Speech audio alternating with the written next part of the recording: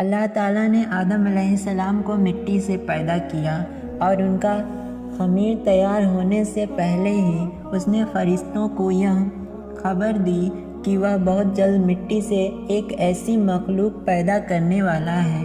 جو بشر کہلائے گی اور زمین میں ہماری خلافت کا شرف حاصل کرے گی۔ آدم کا خمیر مٹی سے گوندھا گیا اور ایسی مٹی سے جو نت نئی تبدیلی قبول کر لینے والی تھی۔ جب یہ مٹی پکی ٹھیکری کی طرح آواز دینے اور کھنکھنانے لگی تو اللہ تعالیٰ نے اس مٹی کے پتلے میں روح پھونکی اور وہ ایک ہی وقت میں زندہ انسان بن گیا۔ تب فرشتوں کو حکم ہوا کہ تم اس کے سامنے سجدے میں گر جاؤ۔ فوراً تمام فرشتوں نے ارشاد کی تعمیل کی، مگر ابلیس نے گھمنڈ اور سرکشی کے ساتھ صاف انکار کر دیا۔ اللہ تعالیٰ اگرچہ غیب کا علم رکھنے والا اور دلوں کے بھیدوں تک کو جاننے والا ہے، مگر اس نے امتحان و آزمائش کے لیے ابلیس سے سوال کیا، کس بات نے جھکنے سے روکا جبکہ میں نے حکم دیا تھا؟ ابلیس نے جواب دیا، اس بات نے کہ میں آدم سے بہتر ہوں، تو نے مجھے آگ سے پیدا کیا، اسے مٹی سے۔ شیطان کا مقصد یہ تھا کہ میں آدم سے افضل ہوں، اس لیے کہ اللہ نے مجھ کو آگ سے بنایا ہے اور آگ بلندی اور برتری چاہتی ہے، اور آدم خاکی مخلوق، بھلا خاک کو آگ سے کیا نسبت؟ میں تمام حالتوں میں آدم سے بہتر ہوں، اس لیے وہ مجھے سجدہ کرے، نہ کہ میں اس کے سامنے سجدہ کروں۔ مگر بدبخت شیطان اپنے گھمنڈ میں چور ہونے کی وجہ سے بھول گیا کہ جب تم اور آدم دونوں اللہ کی مخلوق ہو تو مخلوق کی حقیقت خالق سے بہتر خود وہ مخلوق بھی نہیں جان سکتی۔ اپنے گھمنڈ اور غرور میں یہ نہ سمجھ سکا کہ مرتبہ کی بلندی اور پستی اس مادے کی بنیاد پر نہیں ہے جس سے کسی مخلوق کا خمیر تیار کیا گیا ہے، بلکہ اس کی ان صفتوں پر ہے جو کائنات کے پیدا کرنے والے نے اس کے اندر رکھ دیے ہیں۔ بہرحال شیطان کا جواب چونکہ گھمنڈ اور غرور کی جہالت پر قائم تھا، اس لیے اللہ تعالیٰ نے اس پر واضح کر دیا کہ جہالت سے پیدا ہونے والے گھمنڈ و غرور نے تجھ کو اتنا اندھا کر دیا ہے کہ تو اپنے پیدا کرنے والے کے حق کے احترام سے بھی منکر ہو گیا، اس لیے مجھ کو ظالم قرار دیا۔ پس تو اب اس سرکشی کی وجہ سے ابدی ہلاکت کا حقدار ہے اور یہی تیرے عمل کا قدرتی بدلہ ہے۔ ابلیس نے جب دیکھا کہ کائنات کے پیدا کرنے والے کے حکم کے خلاف کرنے، تکبر اور اللہ پر ظلم کے الزام نے ہمیشہ کے لیے مجھ کو اللہ رب العالمین کی آغوش رحمت سے مردود اور جنت سے محروم کر دیا، تو توبہ اور ندامت کی جگہ اللہ سے یہ درخواست کی کہ قیامت آنے تک مجھ کو مہلت دے اور اسی لمبی مدت کے لیے زندگی کی رسی لمبی کر دے۔ اللہ کی حکمت کا تقاضا بھی یہی تھا، اس لیے اس کی درخواست منظور کر لی گئی۔ یہ سن کر اب اس نے پھر ایک بار اپنی شیطانی کا مظاہرہ کیا، کہنے لگا، جب تو نے مجھ کو مردود قرار ہی کر دیا تو جس آدم کی بدولت مجھے یہ رسوائی نصیب ہوئی، میں بھی آدم کی اولاد کو گمراہ کروں گا اور ان کے سامنے پیچھے آس پاس اور چاروں اور سے ہو کر ان کو گمراہ کروں گا اور ان کی اکثریت کو تیرا ناشکر بنا چھوڑوں گا۔ البتہ تیرے مخلص بندے میرے فریب کے تیر سے گھائل نہ ہو سکیں گے اور اس طرح محفوظ رہیں گے۔ اللہ تعالیٰ نے فرمایا، پس جو جیسا کرے گا ویسا بھرے گا، اور جو اپنی آدم مجھ سے روگردانی کر کے تیری پیروی کرے گا وہ تیرے ہی ساتھ میرے عذاب کا حقدار ہوگا۔ جا اپنی ذلت اور رسوائی اور خراب قسمت کے ساتھ یہاں سے دور ہو اور اپنے پیروکاروں کی ابدی لعنت کا انتظار کر۔ جیسا کہ پہلے بیان کیا گیا ہے، جب اللہ تعالیٰ نے حضرت آدم علیہ السلام کو پیدا کرنا چاہا تو فرشتوں کو خبر دی کہ میں زمین پر اپنا خلیفہ بنانا چاہتا ہوں جو اختیار اور ارادے کا مالک ہوگا اور میری زمین پر جس کا تصرف کرنا چاہے گا کر سکے گا اور اپنی ضرورتوں کے لیے اپنی مرضی کے مطابق کام لے سکے گا، گویا وہ میری قدرت اور میرے تصرف و اختیار کا مظہر ہوگا۔ فرشتوں نے یہ سنا تو حیرت میں رہ گئے اور اللہ کے دربار میں عرض کیا کہ اگر اس ہستی کی پیدائش کی حکمت یہ ہے کہ وہ دن رات تیری تسبیح و تحلیل میں لگا رہے اور تیری تقدیس اور بزرگی کے گن گائے تو اس کے لیے ہم حاضر ہیں جو ہر لمحہ تیری حمد و ثنا کرتے۔ ہم کو تو اس خاکی سے فتنہ و فساد کی بو آتی ہے، ایسا نہ ہو کہ یہ تیری زمین میں خرابی اور خریزی پیدا کر دے۔ اے اللہ، تیرا یہ فیصلہ آخر کس حکمت پر مبنی ہے؟ بارگاہ الہی سے ایک تو ان کو یہ ادب سکھایا گیا کہ مخلوق کو مالک کے حوالے میں جلدی بازی سے کام نہ لینا چاہیے اور اس کی جانب سے حقیقت حال کے ظاہر ہونے سے پہلے ہی شک و شبہ کو سامنے نہ لانا چاہیے، اور وہ بھی اس طرح کہ اس میں اپنی برتری اور بڑائی کا پہلو نکلتا ہو۔ کائنات کا پیدا کرنے والا ان حقیقتوں کو جانتا ہے جن کو تم نہیں جانتے، اور اس کے علم میں وہ سب کچھ ہے جو تم نہیں جانتے۔ اس جگہ فرشتوں کا سوال اس لیے نہ تھا کہ وہ اللہ تعالیٰ سے مناظرہ یا اس کے فیصلے کے متعلق مصغافی کریں، بلکہ وہ آدم کی پیدائش کا سبب معلوم کرنا چاہتے تھے اور یہ کہ اس کو خلیفہ بنانے میں کیا حکمت ہے۔ اس کی خواہش تھی کہ اس حکمت کا راز ان پر بھی کھل جائے، اس لیے ان کے طرز ادا اور مقصد کی تعبیر میں کوتاہی پر تنبیہ کے بعد اللہ تعالیٰ نے یہ پسند فرمایا کہ ان کے اس سوال کا جواب جو ظاہر میں جو حضرت آدم علیہ السلام کی تحقیق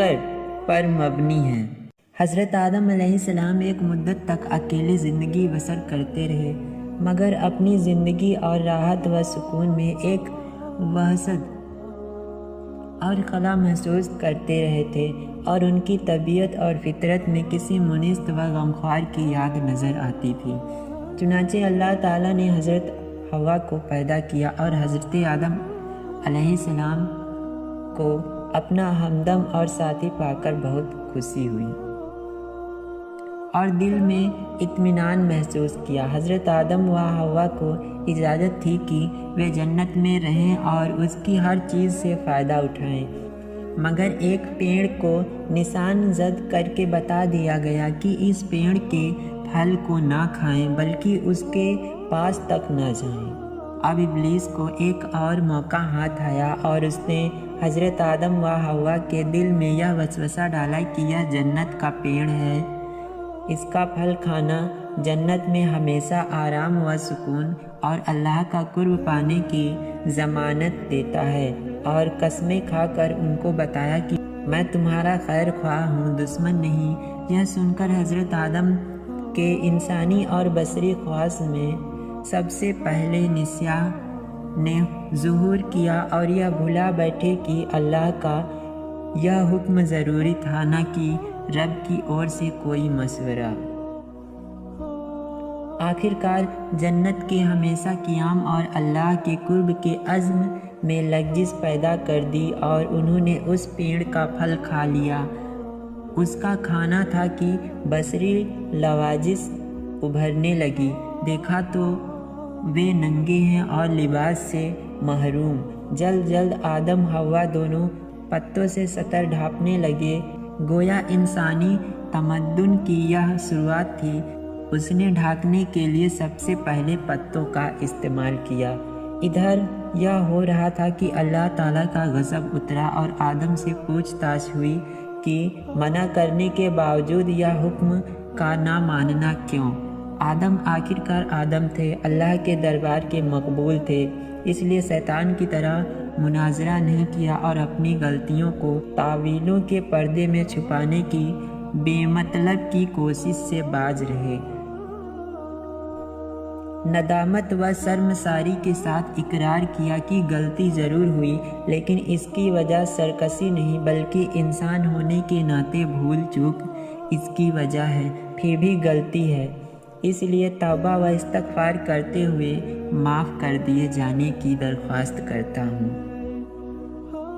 اللہ تعالیٰ نے ان کے اس عذر کو قبول فرمایا اور معاف کر دیا، مگر وقت آ گیا تھا کہ حضرت آدم علیہ السلام اللہ کی زمین پر خلافت کا حق ادا کریں، اس لیے حکمت کے تقاضے کے طور پر ساتھ ہی یہ فیصلہ سنایا کہ تم کو اور تمہاری اولاد کو ایک طے وقت تک زمین پر قیام کرنا ہوگا اور تمہارا دشمن ابلیس عداوت کے اپنے تمام سامان کے ساتھ وہاں موجود رہے گا۔ اس کے باوجود اگر تم اور تمہاری اولاد مخلص اور سچے بندے اور سچے نائب ثابت ہوئے تو تمہارا اصل وطن جنت ہمیشہ کی طرح تمہاری ملکیت میں دے دیا جائے گا، اس لیے تم اور حوا یہاں سے جاؤ اور میری زمین پر بسو اور اپنی مقرر کی ہوئی زندگی تک عبودیت کا حق ادا کرتے رہو، اور اس طرح انسانوں کے باپ اور اللہ تعالیٰ کے خلیفہ آدم علیہ السلام نے جیون ساتھی حضرت حوا کے ساتھ اللہ کی زمین پر قدم رکھا۔ قرآن مجید میں حضرت آدم علیہ السلام کا نام 25 بار آیتوں میں آیا ہے، اور انبیاء علیہ السلام کے تذکروں میں سب سے پہلا تذکرہ ابو البشر حضرت آدم علیہ السلام کا ہے۔ قرآن مجید میں حضرت آدم علیہ السلام کے ان دونوں بیٹوں کا نام ذکر نہیں کیا گیا، صرف آدم کے 2 بیٹے کہہ کر مجمل چھوڑ دیا گیا ہے۔ البتہ تورات میں ان کے نام بیان کیے گئے ہیں۔ کچھ روایتوں میں ان دونوں بھائیوں میں اپنی شادیوں سے متعلق زبردست اختلاف کا ذکر کیا گیا ہے۔ اس معاملے کو ختم کرنے کے لیے حضرت آدم علیہ السلام نے یہ فیصلہ فرمایا کہ دونوں اپنی اپنی قربانی اللہ کے حضور میں پیش کریں، جس کی قربانی منظور ہو جائے وہی اپنے ارادے کے پورا کر لینے کا حقدار ہے۔ جیسا کہ تورات سے معلوم ہوتا ہے، اس زمانے میں قربانی کے قبول ہونے کا یہ الہامی طریقہ تھا کہ نذر و قربانی کی چیز کسی بلند جگہ پر رکھ دی جاتی اور آسمان سے آگ ظاہر ہو کر اس کو جلا دیتی تھی۔ اس قانون کے مطابق حابیل نے اپنے ریوڑ میں سے ایک بہترین دمبا اللہ کو نذر کیا اور قابیل نے اپنی کھیتی کے غلے میں سے ردی قسم کا غلہ قربانی کے لیے پیش کیا۔ ان دونوں کی اچھی اور بری نیتوں کا اندازہ اس عمل سے ہو گیا، اس لیے دستور کے مطابق آگ نے آ کر حابیل کی نذر کو جلا دیا اور اس طرح قربانی قبول ہونے کا شرف اس کے حصے میں آیا۔ قابیل اپنی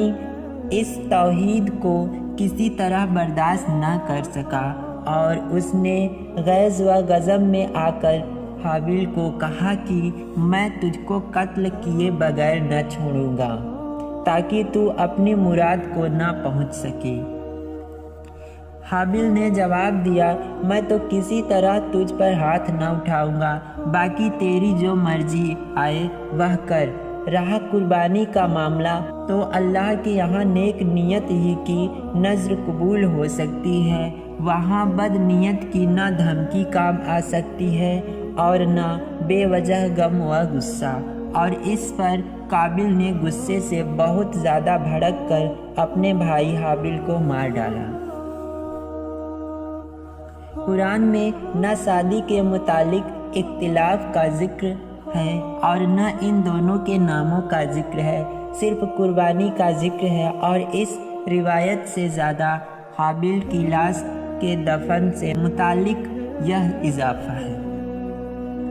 قتل کے بعد قابل حیران تھا کہ اس لاش کا کیا کریں۔ ابھی تک آدم کی نسل موت سے دوچار نہیں ہوئی تھی، اور اس لیے حضرت آدم علیہ السلام نے مردے کے بارے میں اللہ کا کوئی حکم نہیں سنایا تھا۔ یکایک اس نے دیکھا کہ ایک کوے نے زمین کریت کر گڈھا کھودا۔ قابل نے اسے دیکھ کر چیتا کہ مجھے بھی اپنے بھائی کے لیے اسی طرح گڈھا کھودنا چاہیے، اور کچھ روایتوں میں ہے کہ کوے نے دوسرے مردے کوے کو اس گڈھے میں چھپا دیا۔ قابل نے یہ دیکھا تو اپنی ناکارہ زندگی پر بے حد افسوس کیا، اور کہنے لگا کہ میں اس جانور سے بھی گیا گزرا ہو گیا کہ اپنے اس جرم کو چھپانے کی بھی اہلیت نہیں رکھتا۔ شرمندگی اور افسوس سے سر جھکا لیا، اور پھر اسی طرح اپنے بھائی کی لاش کو مٹی کے حوالے کر دیا۔ اس واقعے کے بیان کے بعد قرآن پاک میں آتا ہے کہ اسی وجہ سے لکھا ہم نے بنی اسرائیل پر کہ جو کوئی قتل کرے ایک جان کو بلا عوض جان کے یا فساد کرنے کی غرض سے، تو گویا اس نے قتل کر ڈالا ان سب لوگوں کو، اور جس نے زندہ رکھا ایک جان کو تو گویا زندہ رکھ دیا سب لوگوں کو۔ امام احمد نے اپنی مسند میں حضرت عبداللہ بن مسعود رضی اللہ عنہ سے ایک روایت ہے کہ اللہ کے رسول صلی اللہ تعالیٰ علیہ وسلم نے فرمایا کہ دنیا میں جب بھی کوئی ظلم سے قتل ہوتا ہے تو اس کا گناہ حضرت آدم علیہ السلام کے پہلے بیٹے قابل کی گردن پر ضرور ہوتا ہے، اس لیے کہ وہ پہلا آدمی ہے جس نے ظالمانہ قتل کی شروعات کی اور یہ ناپاک سنت جاری کی۔